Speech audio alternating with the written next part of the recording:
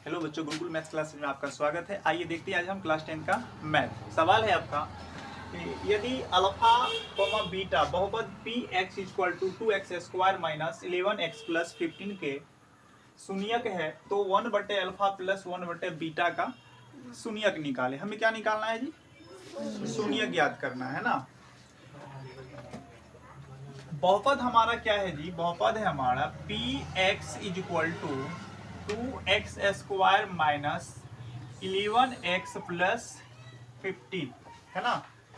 बहुपद क्या है हमारा? पी एक्स बराबर 2x² माइनस 11x प्लस का 15। ठीक है, इनमें सबसे पहले देखना है हमारा x² के साथ में जो है वो हमारा a का वैल्यू हो जाएगा। a बराबर क्या होगा? 2। और b बराबर क्या हो जाएगा जो x के साथ में है? माइनस का 11। और c बराबर हमारा क्या हो जाएगा? 15 हो जाएगा। ठीक है ना। a बराबर कितना? 2।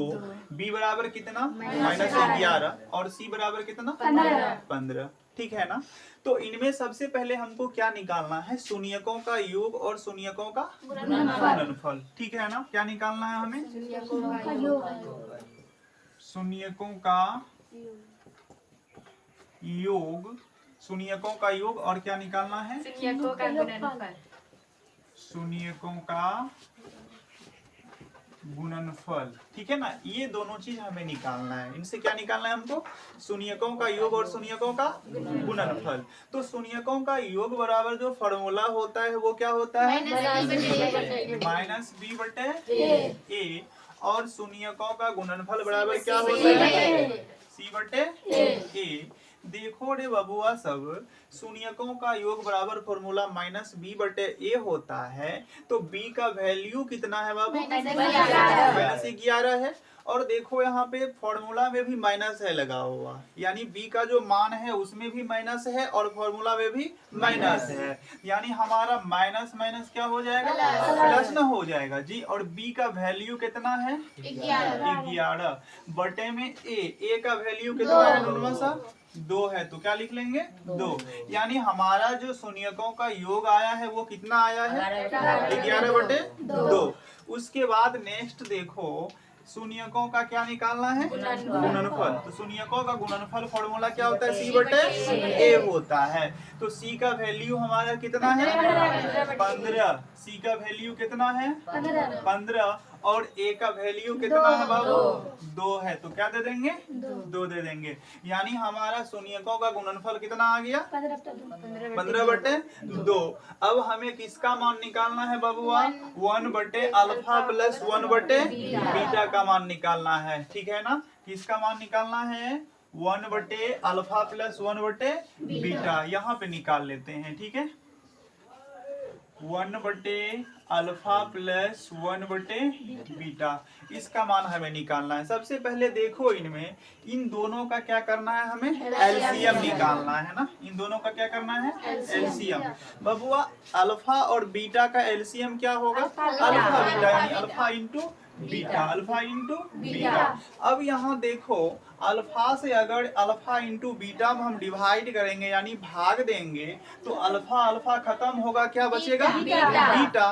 तो बीटा जो है, बीटा को 1 से गुना करेंगे तो क्या हो जाएगा? बीटा। प्लस है तो प्लस। और यहाँ बीटा से अगर हम अल्फा बीटा में डिवाइड करेंगे यानी भाग देंगे तो बीटा से बीटा खत्म, बचेगा क्या? अल्फा। तो अल्फा को अगर हम 1 से मल्टीप्लाई करेंगे तो क्या हो जाएगा हमारा? अल्फा हो जाएगा। अब यहाँ पे देखो बीटा प्लस अल्फा है ना, यानी ये हमारा शून्यकों का योग हो गया, हुआ ना।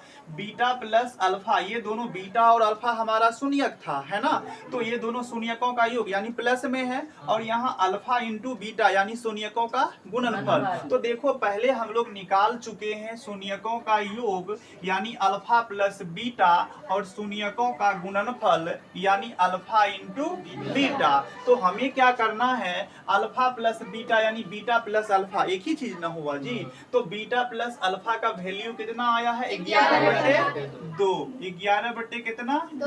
2।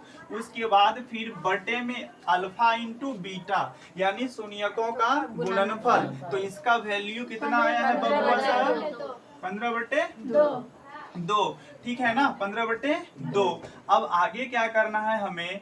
इसको 11/2 गुना में ये जो 15/2 है इसको उस साइड लेके जाएंगे, 2 बटे क्या हो जाएगा 15 हो जाएगा, 2/15 हो जाएगा। यानी ये 2 जो है इधर जाने के बाद ऊपर हो जाएगा, ठीक है ना, और 15 नीचे आ जाएगा। 2 हमारा क्या हो गया खत्म हो गया। तो हमारा जो आंसर आया वो क्या आया निकल के 11/15। यही हमारा क्या हो गया 1/अल्फा प्लस 1/बीटा का मान क्या आ गया 11/15। ठीक है, नहीं हुआ है बंद कर।